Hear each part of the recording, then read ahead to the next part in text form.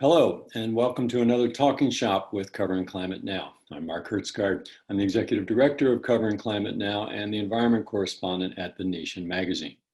For those of you who may not know, Covering Climate Now is a global consortium of more than 400 news outlets with a combined audience of roughly 2 billion people. And all of these news outlets are committed to nothing more or less than doing better and more coverage of the defining story of our time, climate change. Like these talking shops, Covering Climate Now is organized by journalists for journalists. So there will be no flacks here today, no government officials, no activists, no scientists, just us working professionals talking together about how we can do justice to this story. For those of you who may not already be members of Covering Climate Now, it costs nothing to join, and there is no editorial line that you have to follow, with one caveat: you must respect climate science. If you're interested in joining Covering Climate Now, please visit our website, coveringclimatenow.org. And there you will find all kinds of background materials, reporting guides, a lot of the stuff that you'll see in the chat in a few minutes here. We try to list best practices. There'll be Climate Science 101. There are links to the most important stories that our partners have done. And those stories are often available to be shared, to be co-broadcast, co-published by the other partners in Covering Climate Now at no cost. That way we're able to amplify all of our coverage and also enable some of our smaller partners and partners whose newsrooms are overwhelmed, as so many of us are these days, still allow them and enable them to be providing their audiences with high quality, abundant climate coverage. So please check that out, Covering Climate Now. You'll also find there our weekly newsletter, The Climate Beat, which co-publishes every Wednesday in the Columbia Journalism Review and the Nation magazine, and again, is available for all partners to republish. There we try to keep you up to date on what is going on in climate news and how we as journalists can try to cover that story in a way that is accurate and timely and enlightening to our audiences. So that's a little bit of background on Covering Climate Now. Now to today's talking shop, where we gather as journalists to try and figure out how we can do the best possible job on this story. We're discussing really what I think is the biggest climate story of 2020, which is the US 2020 elections. And one of our panelists today, Justin Worland of Time magazine, wrote the cover story of a recent special issue of Time that all of you must read. It's called One Last Chance. And I'm going to briefly quote here from what Justin said, because I think it sets up exactly our conversation today. He said that today we see 2020 as the year of COVID-19 and the Black Lives Matter protests and so forth. But he said that in the future, 2020 may well be remembered as the year that humanity decided whether to, quote, keep driving off the climate cliff or take the last exit. That's really why the 2020 elections are so important. They will shape whether the world's biggest economy, under current plans, leaves the Paris Agreement the day after these elections, or whether the United States, under new leadership, decides to do its best to honor the aims of the Paris Agreement to keep the global warming well below 2 degrees C. Meanwhile, most opinion polls indicate that American voters across the ideological spectrum want more climate news, care about climate change, are worried about it, and especially voters who are under the age of 35, almost regardless of their political party preference, really care about this issue. We're going to be getting into that a little bit later today. So will newsrooms make this story, the climate story, central to the 2020 coverage of the campaigns? How do we tell it amid the pandemic, the mass unemployment, the Black Lives Matter protests, all of these other stories that rightly occupy our attention? What are the opportunities that we can pursue, and what are the pitfalls that we should be avoiding? So that's what we're going to be getting into. A couple of housekeeping things. All of you are invited to put your questions forward in the chat session. We already got a lot of questions overnight. I'll get to as many of those as we can when we get to the Q&A. You're also invited to tweet during this. Please use the hashtag CCNow or hashtag ClimatePolitics2020. I'll introduce all the panelists at once, and then we'll just go through the session. And I am so honored, and we are all privileged to have this incredible panel of colleagues here today. We have Justin Worland, I mentioned already. He is the chief climate correspondent at Time magazine. He will be followed by Jane Spencer, who is the deputy editor of The Guardian US. That is the lead media partner at Covering Climate Now. And she's going to be talking about some extraordinary initiatives that The Guardian has already begun actually as part of its 2020 coverage. And I neglected to mention here that Covering Climate Now is doing a whole week of coverage on the elections, September 21 to September 28. And Jane will be talking quite a bit about what The Guardian is doing as part of that. We should have Bill Weir, who is the chief climate correspondent at CNN. I know that he has just had a new baby, so I'm hoping that he'll be able to join us here today. And Bill did arguably the single best piece of climate journalism that has been done by a mainstream outlet in the United States in many years. If you haven't seen it, I highly commend it. It's called The Road to Change, 90-minute special. It ran around the Earth Day anniversary in April, and we'll have a link to that on our site. We also have Al Ortiz, the Senior Vice President for News at CBS News, who has been covering campaigns and politics in Washington for longer than probably many of us have been journalists, and has just enormous expertise here. CBS was also one of the very first partners to join Covering Climate Now last summer. And finally, we have Savannah Sellers. She is the host of an extraordinary new program coming out of NBC News, Stay Tuned, it's called, and it does not broadcast. It goes out over Snapchat, Instagram, TikTok, and reaches an audience of younger people, obviously. And I think Savannah told me yesterday that they're averaging about 7 million viewers per broadcast. They have 2 broadcasts a day. She'll be talking about how to reach a younger audience with climate news during this 2020 campaign. So there we have it. And I'm going to get out of the way now, and we're going to start with Justin Worland of Time magazine. Justin, please take it away. Well, thanks, Mark. I'm glad to be here, and I'm looking forward to the discussion. I'm just going to talk a bit to start out about my story, my cover story, and which I think might help frame some of the discussion. Why is 2020 such an important year for climate? So, as Mark said, my story is One Last Chance, and it's really about, one last chance to keep temperatures from rising more than 2 degrees Celsius to meet the goals of the Paris Agreement, and of course, passing that is, a landmark temperature in many ways. The story really, it has several reasons why 2020 and 2021 are key years. There's everything from the way we're rethinking cities and the way we live. We're doing this via Zoom rather than flying and gathering in one place, to the rethinking of the oil industry. But the 2 that I really hone in on in the story is, one, the stimulus spending. Thus far, countries, financial institutions around the world have spent some $11 trillion. We're going to be spending trillions more. And a lot of that funding goes to stimulating the economy. And there's lots of different ways that can be done. Some folks are focused on trying to bail out coal, trying to build new roads that will lock us into a carbon-intensive economy. And others are focusing on ways to, build a greener economy, say in the EU. And that sort of builds to Mark's central point, which is the US election. The US is not done spending money, and the president of the United States and, who controls Washington will be central to those decisions in the coming, in the coming year.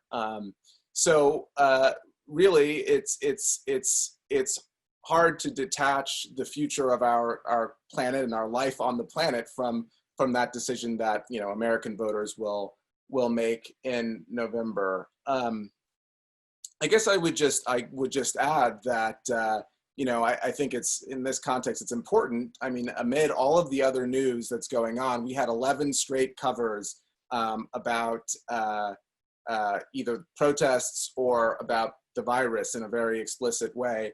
And I was very happy and pleased that we were elevating this issue, amid all this other things that are, of course, very important and understandable But I think it's, as a marker in time, it's important to think, about how what's happening now will be remembered. And that was sort of the point of my story. So looking forward to the discussion later. Thank you.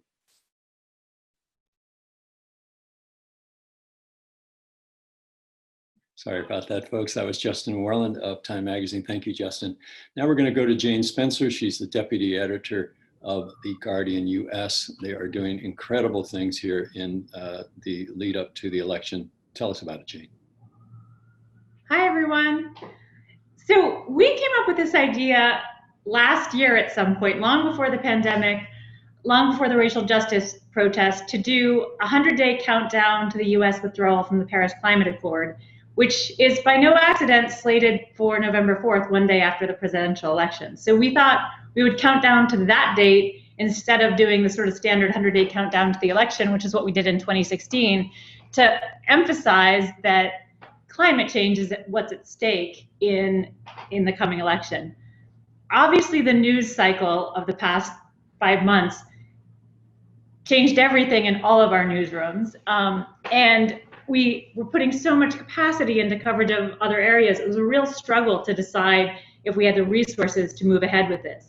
And our reporters, this is because so many of the people on this call are reporters, our reporters were really essential in pushing us to do it despite everything else going on. So, and I really appreciate that. I wanted to do it, but our graphics team was totally tied up. Our copy editors were everyone was overwhelmed, but we did decide to go ahead with it. So what it is a animated countdown to the US withdrawal. It's a big banner across our site every day that has a animated sort of dynamic clock that starts at 100, and every day it has a new factoid about climate change that corresponds to the day. I might just try to share my screen and see if I can show it to you guys. So in addition to sort of just visually marking this on the front, I don't think I can share. Well, you can go. Okay. Can you guys see it?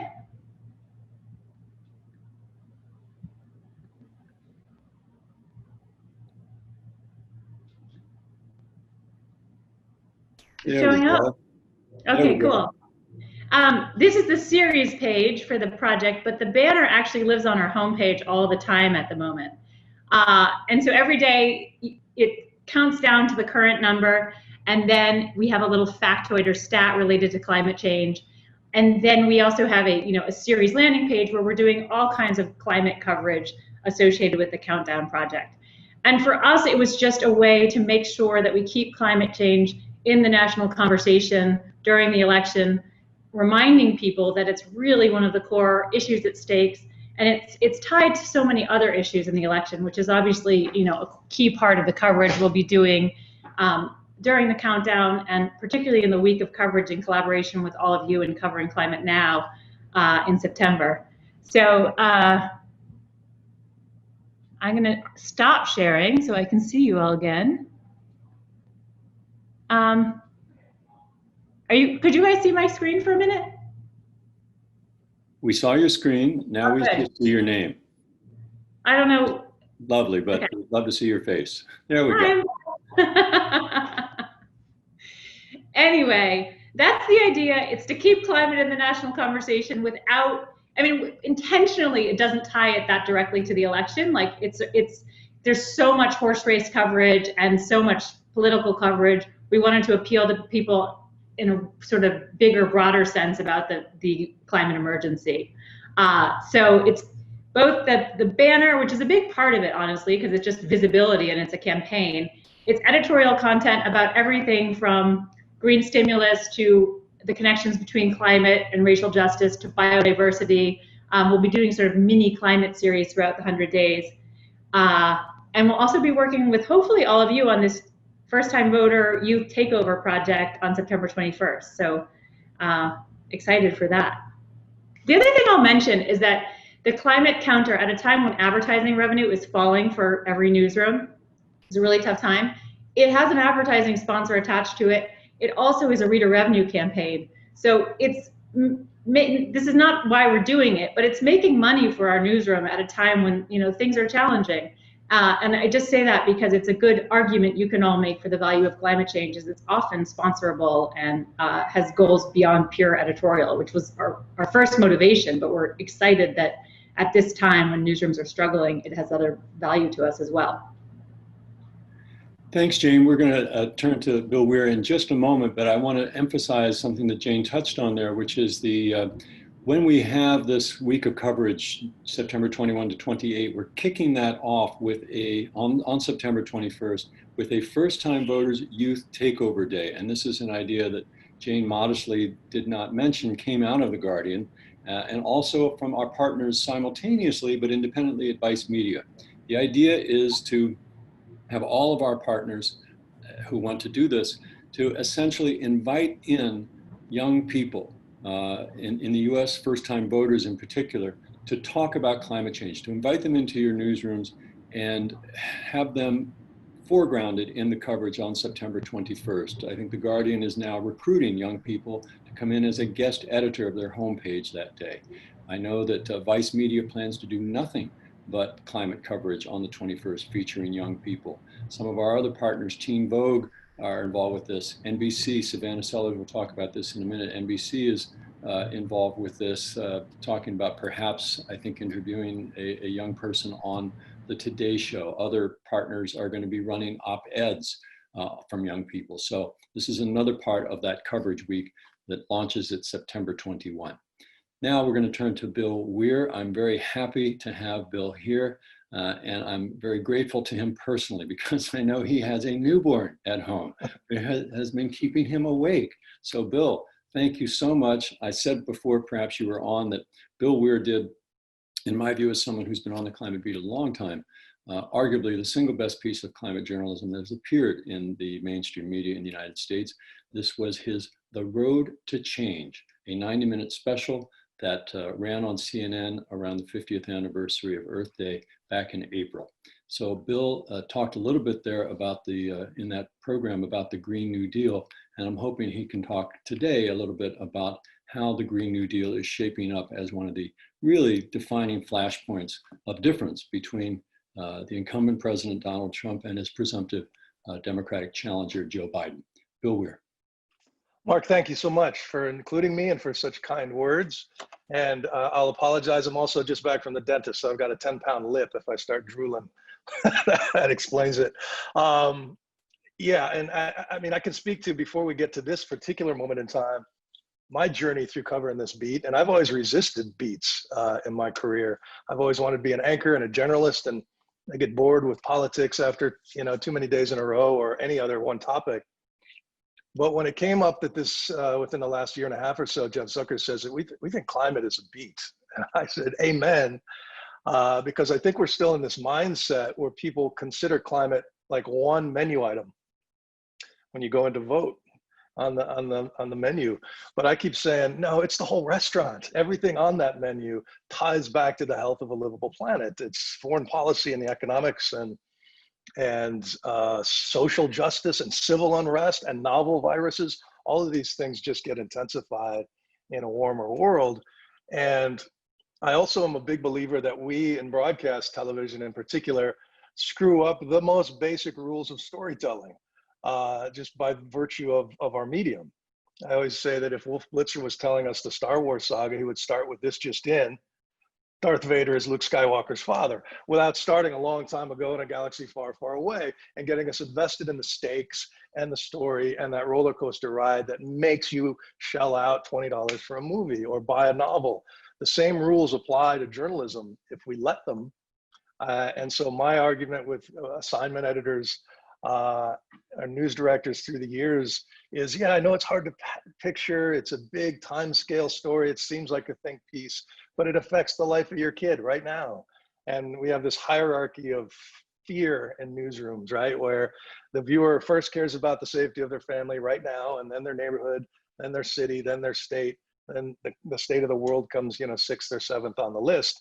And a lot of times the climate story becomes a global thing that you can't really wrap your arms around when, yeah, maybe climate mitigation, the Paris Accord, the election, these big theoretical, philosophical discussions and how we convince 7 billion people to get on the same page. That's a huge story. That's too tough for a 2-minute piece. But adaptation is local, and the effects of those fires and floods and storms and the spending that goes to them, and the things we take for granted, like calling 911 and somebody showing up, or FEMA and all those things, how all of that is changing before our eyes right now.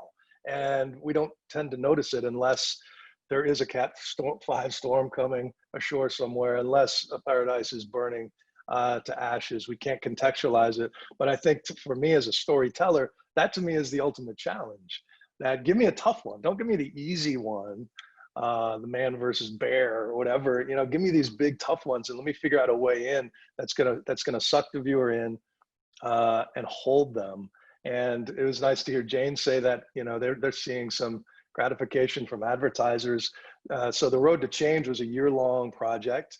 We amortized my weekly reporting by putting stuff in the can for this long-form documentary, knowing we could get a lot more sort of licks from the lollipop down the road, which is a great model. I think that works for us.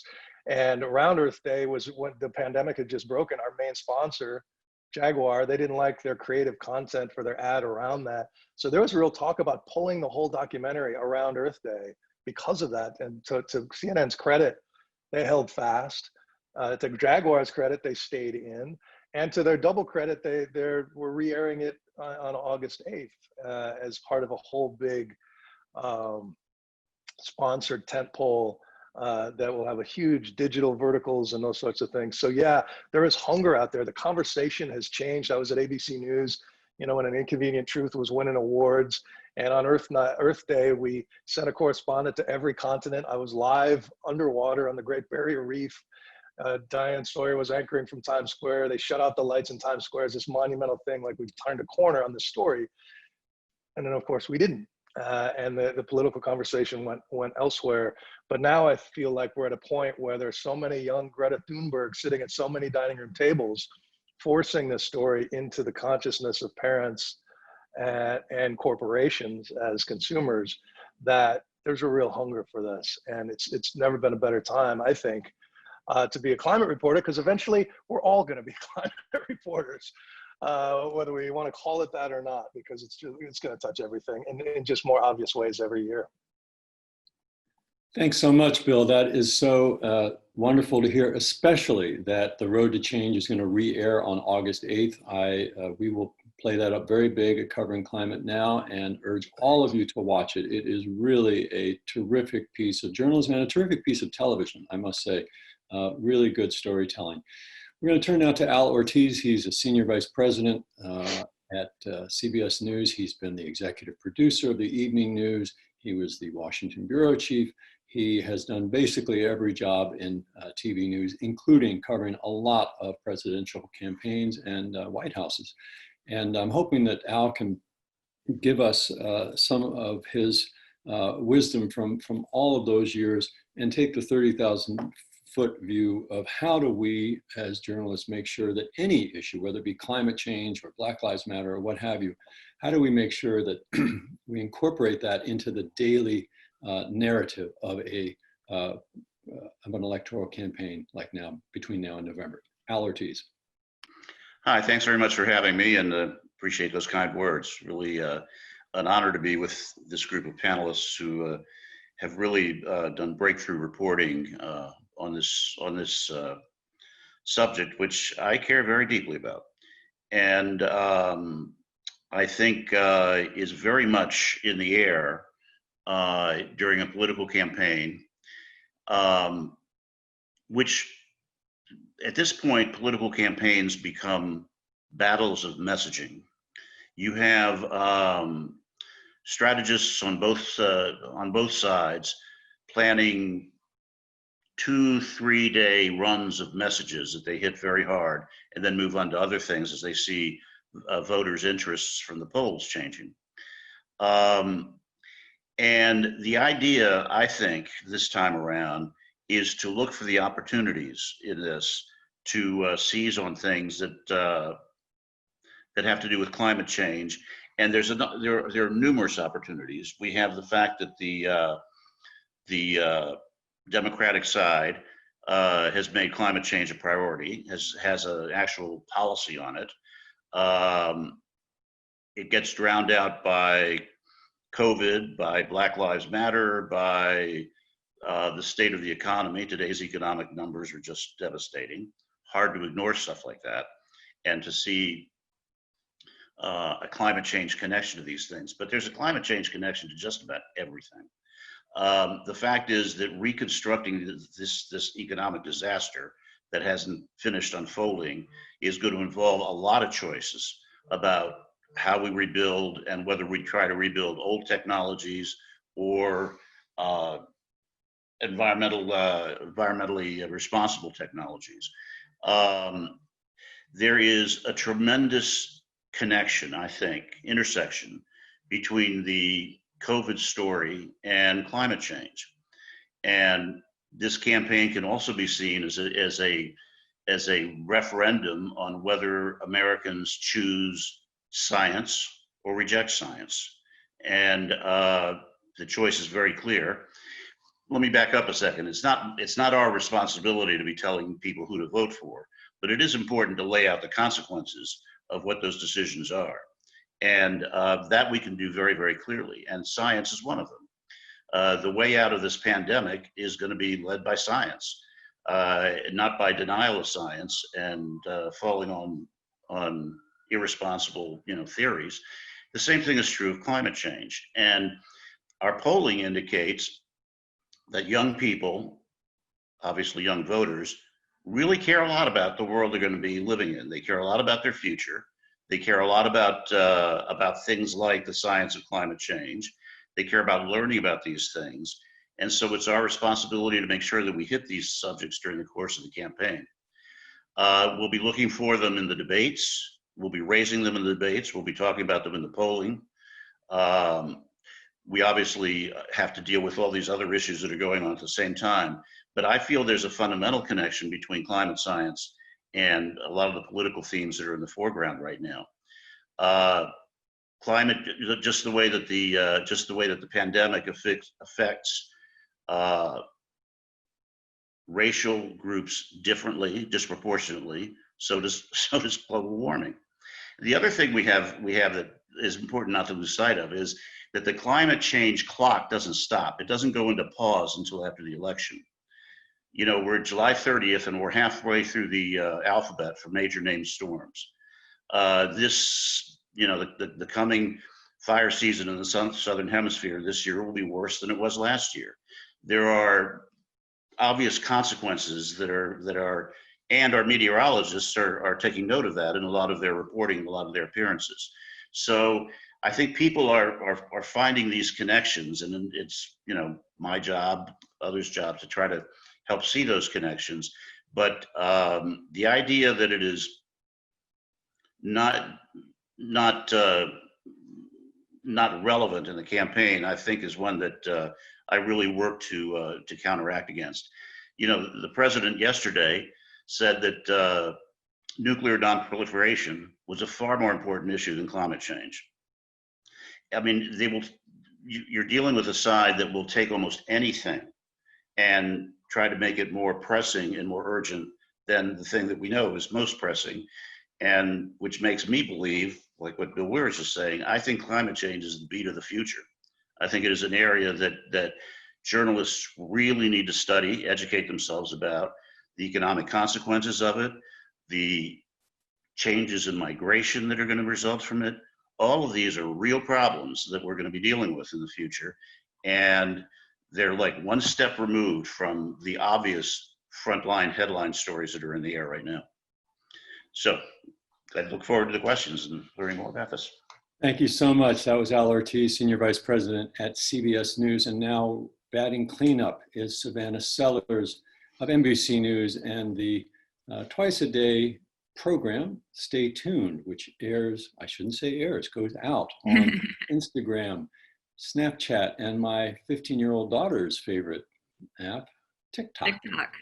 Let me Hi, everyone. Thank you so much for having me. So really the bulk of what we do at Stay Tuned, which is this NBC News property, is this Snapchat show. So it was born at NBC Universal out of this partnership that we had at the time between the two companies. And they said, let's try a news show. And we were pretty skeptical, I think would be an honest way to put it, about if it was going to work, if this was going to be something that clicked, and it did. And it was actually really encouraging to see that what it sort of revealed to us was not so much that young people don't care about the news, but just that we weren't necessarily reaching them where they were finding any of their content. So we have the show Stay Tuned. It's a news briefing show twice a day on Snapchat. We've got about 11 million subscribers. And depending on the day, we'll have between 4 and 10 million viewers a day. So it's been neat. And of course, with this age group that we're reaching, which is primarily Gen Z and then a fair amount of millennials, climate change is something that they care very, very much about. So I am fortunate to operate in a space where this is seen, as Bill put it very well, as the whole restaurant and not just a menu item. This is what they care about. And also, as Mark said at the beginning, what I think has been just really interesting to see in my reporting, both for climate for our show and for other platforms at NBC, but then also for the election, is that, as Mark mentioned at the top, this isn't necessarily an ideological issue. Sure, does it maybe fall more so on one side of the political spectrum that somebody's going to care about this? Yes, but more than anything, it feels generational. These young people, when you ask them, why are you voting for this person? Their answer is climate change. That's the first thing out of their mouth, I'd say 90% of the time. And someone who's a little bit older, often they're like, that's a good added bonus, I guess, but it's not the first thing that they care about. And so to see that leading up to this election has just been very, very interesting. And also, which of course, as we mentioned in that September 21st date with these first-time voters, is one of the main things that I'm seeing when I ask people, okay, you're going to be 18 this time around, are you going to vote? If the answer is yes, which it's been amazing to see that I've gotten a lot of yeses this time around, which was not the case back in 2016.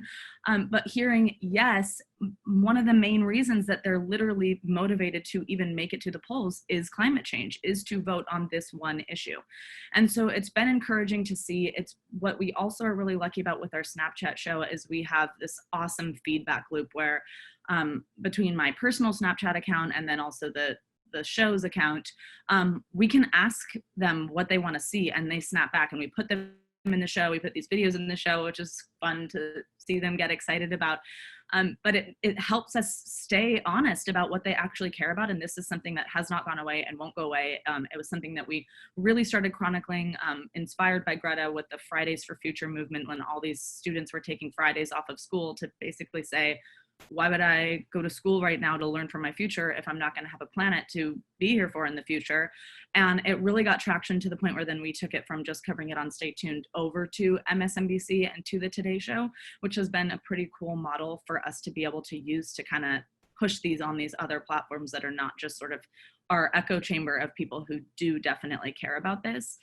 So it's been so encouraging to see. I think it really is a huge, huge indicator of what's going to happen in this election. I think that there's so much happening. I mean, not even related to climate. Mark, you mentioned your daughter loving TikTok. I mean, there is a whole political underworld on TikTok of kids finding their political affiliations by following these different accounts on there. And then of course, a lot of that does have to do with climate change, but there is this huge voting block right now that this is a major issue for, that we are trying to really take a pulse on. And then also just keep it in the conversation constantly, keep it in mainstream media. And it's been pretty cool to see. And that is our plan on September 21st, is we'll be covering it both on our Snapchat show and taking it to Today's show. So hopefully that makes everybody really hopeful. Thank you so much, Savannah. That certainly does make us hopeful. That's Savannah Sellers of NBC News. Stay tuned.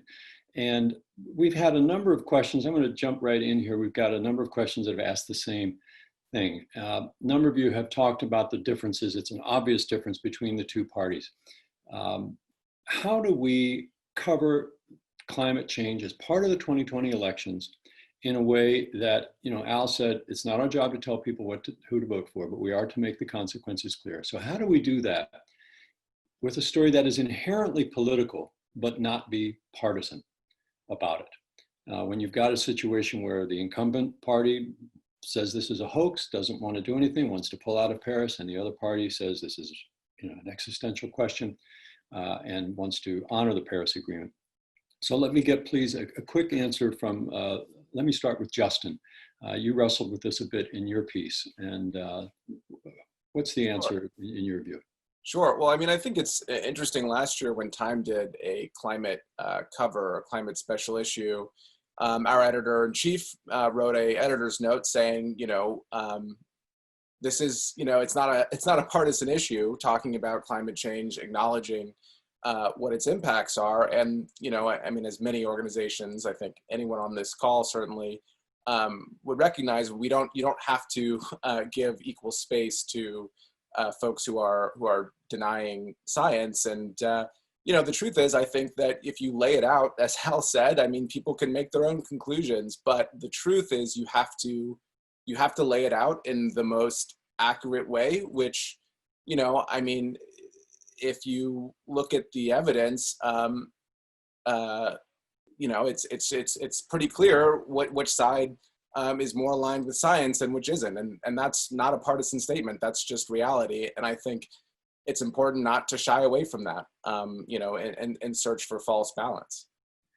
Bill, one of the things I really admired about the Road to Change was how you were able to talk to ordinary Americans who were very, very skeptical of climate science. I'm thinking of that gentleman who was living down on the coast of southern Louisiana who says, I'm not moving.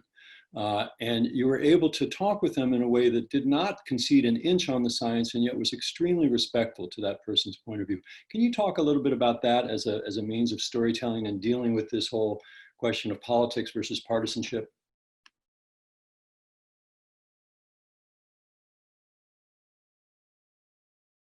Bill, you're still muted. We can't hear you. There's my mime portion of the program. Take two.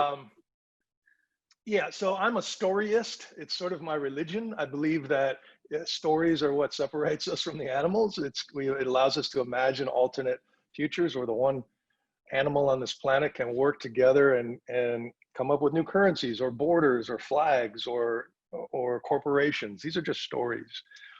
And so then for me, and if you look at like our nation, Colin Woodard is one of my favorite journalists out of Maine, wrote a book called American Nations. The premise being that if you strip away the borders of our 50 states and just look at this continent from who got off of what boat with what value system, it's like 11 American nations. We're much more like Europe in that way. And once you understand that we're all just a product of our stories, for me, that helps me go interview a science denier. And just because for me, the story is about why do you think this way? What is it about your story environment? And so, yeah, I found these two brothers down in Louisiana, down in oil country. One believes in the science that says his land is going away to rising seas, and the other doesn't. And you can tell which party they vote for and where they get their information and their news from. It's really pretty basic. But I think at this point, we're well past well, this doctor says smoking is just fine and he likes Luckies. We're way well past that sort of inflection point. The science is so clear. The laws of thermodynamics are so concrete that we don't have to give equal time to somebody who wants to argue about solar flares or something like this. And I think this president even makes it easier because he doesn't try to walk any sort of fence. He says windmills cause cancer. He says it was a hoax. He says he sneers at the science in general. And for me, the two stories that are obviously the pandemic that we're going through now is not just a dry run in terms of what life looks like when predictability ends, when you can no longer count on the Yankees playing or that Delta flight taking off or your package arriving. That's, when we try to make the climate story land on people, we're trying to have them imagine this world that is so different than what it is now on sunny days. That's the challenge. But now we've all lived through what life as we know it ending looks like.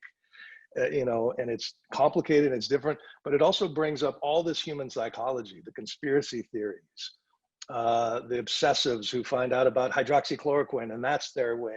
And I think, if you think it's interesting now, the story of trying to force an American to wear a mask, think about trying to get their 4-barrel carburetor, their internal combustion engine away from them. Think about them trying to get them to switch to a whole new economy based on a different form of energy. It's the psychological piece of this, to me, is as much of the story as anything else. And to me, psychology is politics in a lot of ways. But the story that I'm watching is the youth, as Jane or Savannah was saying about anybody under the age of 30. This is their truth. This is what they care about. So I went to CPAC this year, and there were competing woke, environmentalist conservatives, which is such an odd bedfellow these days after the years that we've gone through. But there are conservatives who believe in carbon dividends, and there are conservatives who believe in that the free market will solve this. But at least they say they believe in the science. And now as a reporter, it's a way of saying, okay, how do you fold your ideology, your political philosophies around the need for us to stop burning carbon yesterday, and that's a whole nother interesting set of stories where instead of it's Democrat versus Republican arguing, yes, it's happening, no, it's not. Now we have Republicans in the tent, and now the argument is about, all right, we agree the house is on fire. What's the best way to put it out? Thanks, that's Bill Weir of CNN. Jane Spencer, we have a question that's directed to you, although all the panelists may want to mention this. And it comes from one of our very good colleagues down in Texas, David Schechter, who did a terrific piece talking about, again, a climate denier from Texas, and took him up to Alaska and showed him the melting glaciers and so forth, and ended up turning his position around. So David asks, how does The Guardian distinguish between reporting on the intersection between climate and politics on one hand, and taking a position that Biden should be president, which could be seen as being implied by that countdown? So again, it's sort of the partisan politics thing. And Jane, before you answer, you need to unmute. There you go. The Guardian has a clear point of view on climate change, which we've held for decades. We see it as the defining issue of our time. We put it on the front page for more than a decade, every single day.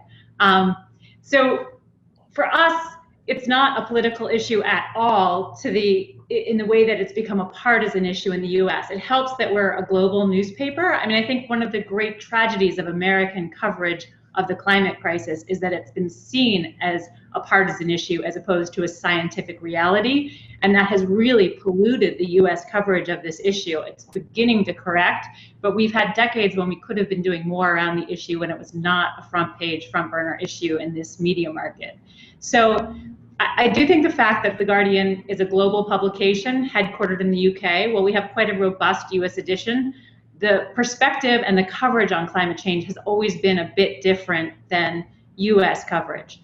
And I also think the climate countdown doesn't mention Trump, but there's no denying the fact that he's at the center of the US withdrawal from the Paris Climate Accord, and that is not even enough, but one of the best collective steps we can take towards mitigating the problem. So, I think the headline on our first day story with the countdown was how the global climate fight could be lost if Trump is reelected. So we are not shying away from that reality, because it's a reality driven by science and by facts and by reporting.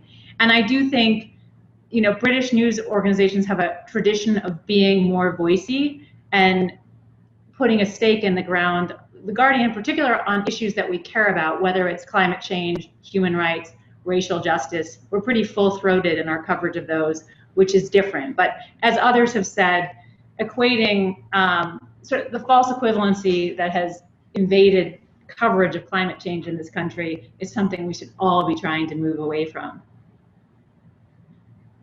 Al Ortiz and Savannah Sellers, I wonder if you can take off from that and answer a question that we've gotten, again, in a number of different formulations, especially for mainstream broadcast networks where you are talking to the broad public. You're not like The Guardian, which of course I revere The Guardian, but it is what Jane just described. It is a certain perspective that you at broadcast news you try to be a broader. So how do you deal with that question? And in particular, we have one query here. What would it take for broadcast news to make climate change a general assignment reporter, as opposed to something that we're trying to sort of stick in to the coverage going on. So those are kind of like two questions, and maybe we start with Al and then Savannah, please. Well, we're trying to spearhead just that at CBS News.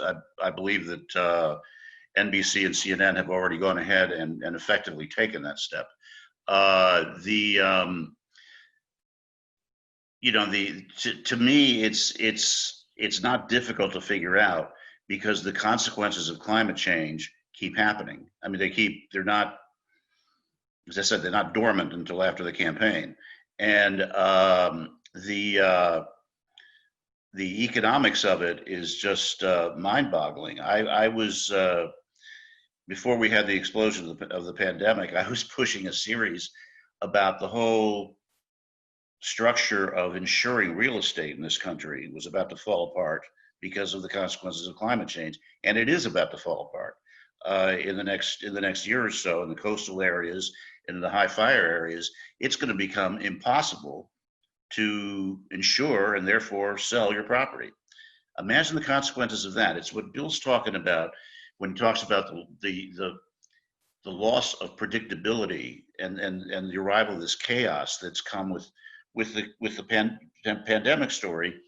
There's more of that coming with climate change, and I think that the way I preach it to my colleagues is that you're going to have these big earthquakes caused by climate change in the not very distant future in the economy, and that we need to prepare ourselves for those and be out front to see the leading edges of that stuff coming. So I think it's looking for the stories, trying to look for as I said, the leading edges of the consequences of the story, and then dealing with them with facts, the economic numbers. It's not a question of whether it's a Republican story or a Democratic story. Most Republican senators, congressmen, local legislatures in states that are climate sensitive have already bought the science. They realize what's coming, and it's really, you got to get past what we have in this country, this sort of superficial dichotomy between Biden and Trump in terms of one being a climate denier, the other one being a climate acceptor or science acceptor. As someone was saying, that's a dichotomy that they long got over with in Europe and European journalism. And I think just trying to keep it fact-based is the best way to deal with it. Savannah, do you guys have that same concern about politicizing and partisanship when you're talking to, as you mentioned, an audience that is already like, hey, this is the issue of our time? That's a great way to frame the question, because that's pretty much what I was going to say, is that we're fortunate in the space that I'm operating in where it's not really seen that way. And I'll give you an example of something that might surprise you. But with climate change, first and foremost, as everybody on this panel has just mentioned, and then also as I think any of us as journalists try to do in general, is of course we are using our pegs and tying our stories as much as we can to, as we're all saying, just undeniable science. So it's a little bit tougher to get around thinking that it's some type of partisan issue, but it's something that our audience does, like, they pretty much do see this very clearly as it's a problem, and it's not something that is left or right. And we actually have a lot of ideological diversity even among these young people, which might sound surprising, but we have huge viewership in very red states. And for example, the story that I was going to say we do get pushback on, and something that I think is really identified as an issue that young people care about, is gun control.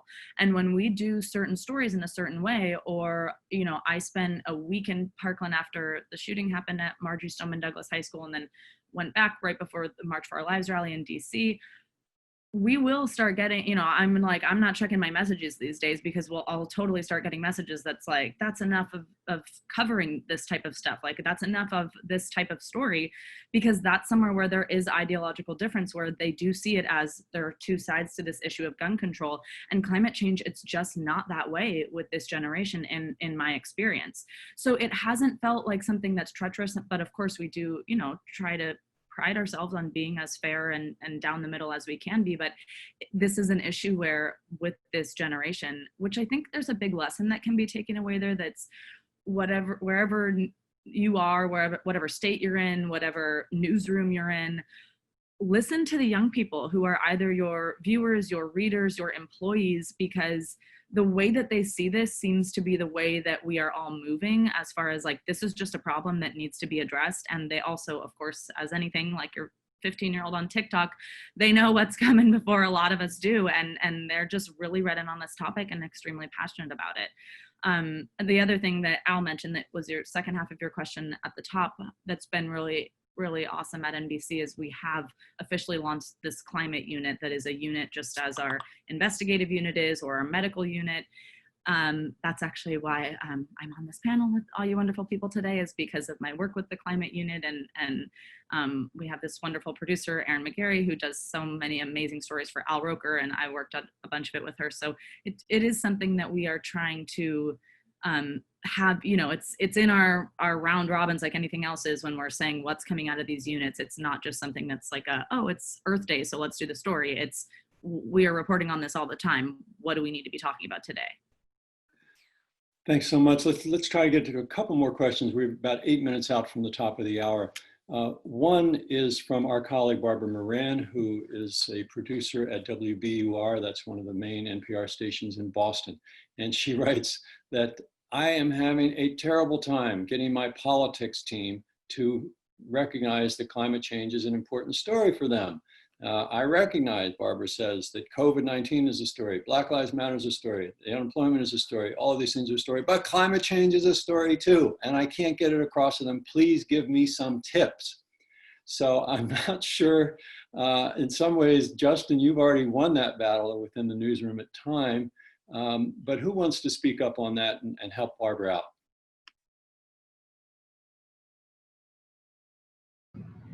I'm happy to jump in there because I'm an editor making those kinds of coverage calls all day long.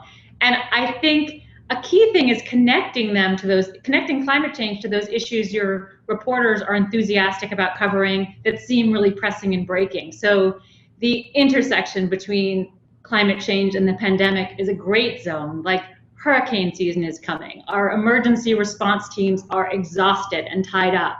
How are we going to deal with the convergence of extreme weather and the pandemic?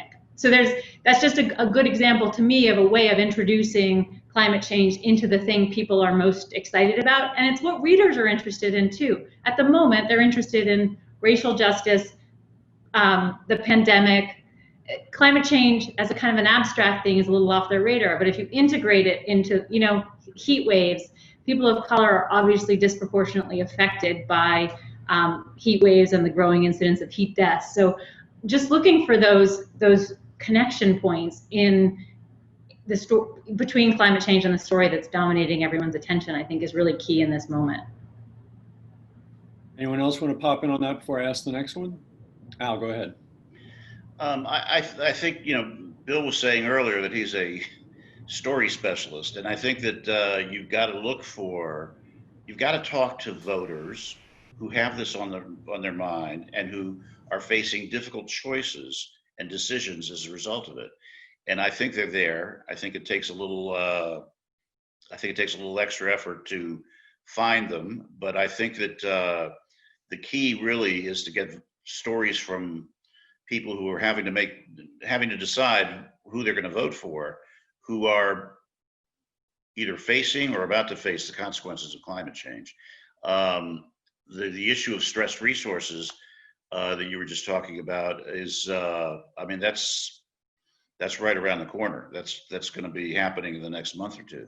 So I think looking for the signs of the consequences of climate change that continue to happen, but also going after the stories of individual voters is the way to get at that. Thanks. And then one more question, since we're maybe two questions, but here's a question. Covering Climate Now is very proud to have many overseas partners around the world. And one of their questions is, how do we, and this comes from the UK, how do we get our readers to understand that the US elections are important to them from a climate change perspective? US elections sometimes seem far off to them. How can we speak to them in a way that conveys this? without preaching. Reporting.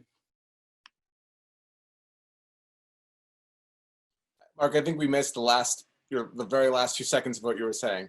I said, Bill, do you want to jump on that because you've done a bit of overseas reporting? Thanks, Justin. Oh, sorry. Yeah, I was just looking for my unmute. Yeah, that's a good question. You know, I can't imagine. I can't put myself in the mind of an editor trying to sell our election to a foreign audience. I pity them on that. I think that in my reporting, I don't know if it's a universal lesson or not, but I'm always trying to make the connections between how our little decisions add up in huge ways, and how quickly our baseline shifts. We have this thing called shifting baseline syndrome, where you can walk on the beach with your kid and say, when I was a boy, this beach was covered in starfish. Your kid can't picture that. They can't imagine that reality. So their baseline is a beach without starfish. And when they take their kid out there, they're going to tell them about the days when we used to eat fish. And so in order to capture those moments and freeze people and make them understand that where we are right now, everything is so fragile. And the decisions of an interconnected planet, the 100 environmental rollbacks that the Trump administration has proudly taken on, those decisions don't end at our borders. You know, they don't end with the tide. They go around the world in supply chains, in endangered species acts. That's the point, Bill. If I can jump in here, because it reminds me of some reporting I did overseas years ago. And then, Justin, I want to turn to you. I did a book called The Eagle's Shadow, Why America Fascinates and Infuriates the World. Came out right after 9/11.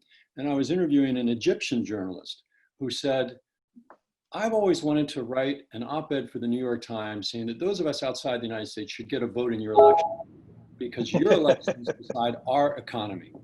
When your economy is down, the grants from the Ford Foundation to my journalism center here in Cairo go down. We should get a vote. He was not entirely kidding. Justin Worland, final thought.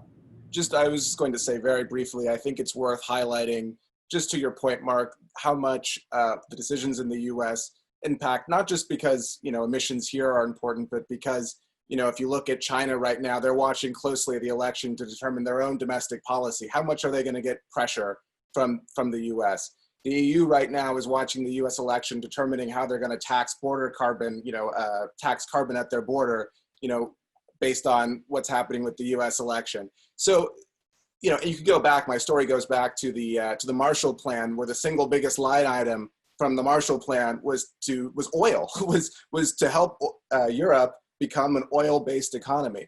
The US for decades has really determined the course of things elsewhere. And, we're at a really interesting pivot point potentially, but that is essential. And I would look for those connections, I guess I would say. Thanks so much. I'm going to thank all of the panelists. It has been such a privilege to have such a stellar group of journalists with us here today. Justin Worland of Time Magazine, Al Ortiz of CBS News, Bill Weir of CNN, Jane Spencer of The Guardian US, and Savannah Sellers of NBC News. Stay tuned, catch that. Be sure to watch Bill's The Road to Change on August 8th. Come to Covering Climate Now's website, and you'll find a recording of this Talking Shop webinar and many others. And remember, if you want to join Covering Climate Now, just come to the website, send us an email. We'd be happy to have you, especially if you can join in time for our week of coverage around Climate Politics 2020, September 21 to 28, which will kick off with that. It's going to be very fun. First time voter youth takeover day of our newsrooms. So thank you all very much. From Covering Climate Now, this has been one more Talking Shop. I'm Mark Hertzgart.